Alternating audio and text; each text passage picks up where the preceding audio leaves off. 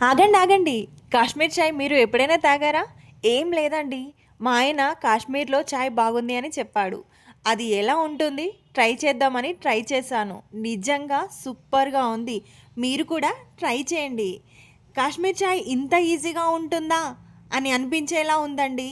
దానికి కావాల్సింది అల్లం ముక్క, 3 యాలకులు, 3 లవంగాలు, కొద్దిగా పుదీనా, 1 tablespoon tea powder, 1 tablespoon sugar బాగా మరిగించండి.